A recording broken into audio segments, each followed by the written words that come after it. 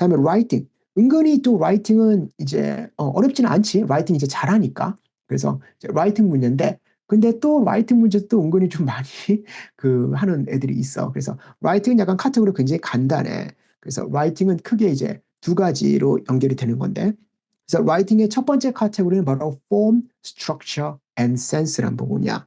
form, structure, sense. FSS라고 내가 이제 그냥 얘기를 하긴 하는데 그래서 form, structure, sense는 이제 뭐냐? 굉장히 간단해. 그냥 우리가 흔하게 얘기하는 아주 심플한 simple grammar야. 우리가 흔하게 하는 grammar question들이야. 뭐 예를 들어서 subject verb agreement라든가 그래서 일반적으로 어떤 agreement 문제 가장 많이 나오는 게 그다음에 modifier 문제 그렇지? 그다음에 이제 verb question들 뭐 요 정도지. 그래서 가장 쉬운 문제 중에 하나라고 보게 됩니다. 어느 정도의 어떤 되게 복잡한 그런 문법적인 지식도 필요 없고 여기에 나와서 나오게 되는 문법적인 아이디어가 되게 한정이 돼 있기 때문에 야 요것만 알고 아 이 문제는 이런 거다. 사실 이건 굉장히 간단. A, B, C, D가 딱 나오니까 이게 A, B, C, D만 봐도 이게 무슨 문제인지 딱 나와. 그래서 제일 쉬운 형태의 어떤 문제고 그래서 이제 뭐 나름대로 이제 스트라테지를 얘기하겠지만은 뭔가 이제 우리가 시험을 처음에 딱 시작하게 될 때는 처음에는 머리가 안 돌아가거든. 안 돌아가.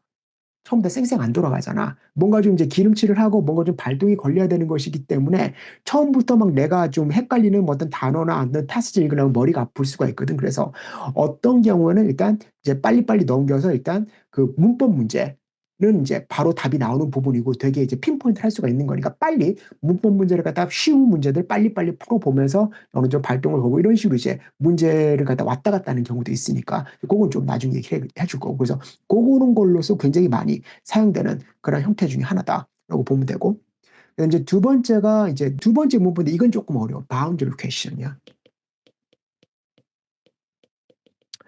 그래서 우리가 흔하게 얘기하는 어떤 그 이제 independent clause와 다음에 dependent clause에 관한 얘기, 그렇지? 그다음에 어떤 supplementary information에 관한 얘기.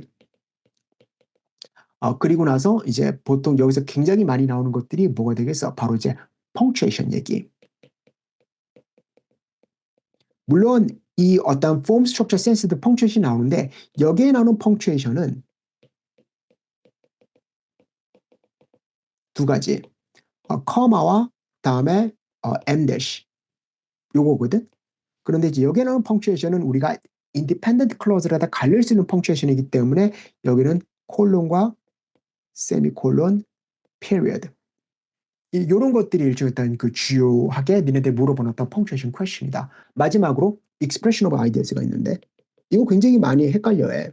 보통 SAT에서 보게 되면 expression of ideas 문제를 갖다 reading 문제로 굉장히 많이 헷갈려 하거든요. 근데 이게 이제 바로 writing 문제야. 그래서 expression of idea 문제는 이제 뭐가 있느냐? 요거 이제 니네들 자주 틀리고 좀 연습 많이 해야 되는 문제라서 요건 이제 따로 내가 팩스를 또 가지고 있어. 그래서 transition questions. 그 다음에 이제 두 번째 거는 뭐 제일 쉬운 것 중에 제일 마지막에 두 문제, 세 문제 정도 나오는 거 있어. 그래서 이제 아마 알 거예요, 이제 그 포인트 딱 놔두고 student notes question이라고 얘기하지. 근데 이게 원래 의미가 뭐 rhetorical synthesis 문제라고 해.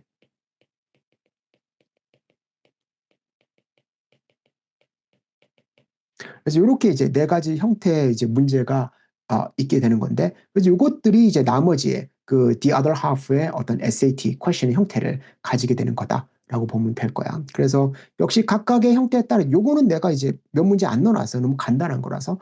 근데 나중에 이제 요것도 니네들이 조금 주의를 해야 될 게 뭐냐면 이게 워낙 이제 쉬운 문제다. 그리고 너무 뻔한 문제다라는 인식이 있기 때문에 여기에서 조금 얘네들이 문제를 디벨롭을 좀 많이 시켜놨어.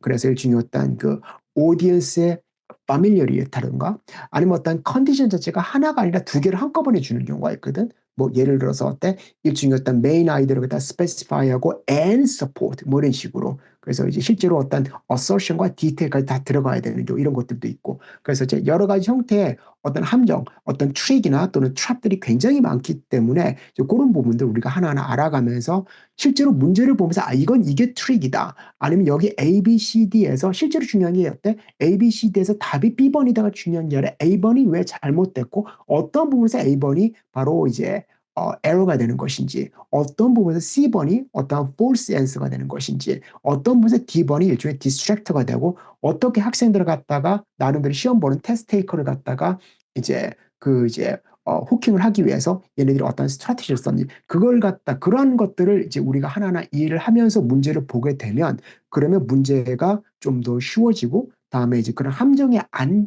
빨려 들어가는 게 실제로 좋은 점수를 얻을 수 있는 가장 중요한 부분이다라고 보면 돼. 그래서 이제 요렇게 이제 일단은 오늘 강의가 이렇게 이제 진행이 되고, 각각 형태에 대해서 우리가 어떤 부분을 갖다 조금 더 주의 깊게 봐야 되고 할 건지 얘기를 할 거다. 자, 오늘 준비한 부분은 여기까지고, 다음 시간에는 워징 컨텍스트 문제를 어떻게 다루는지에 관해서 한번 이야기해 보도록 할게. 뭐 구독, 좋아요 뭐 이런 거 눌러주면 좋고, 다음 시간에 보도록 해. 바이바이.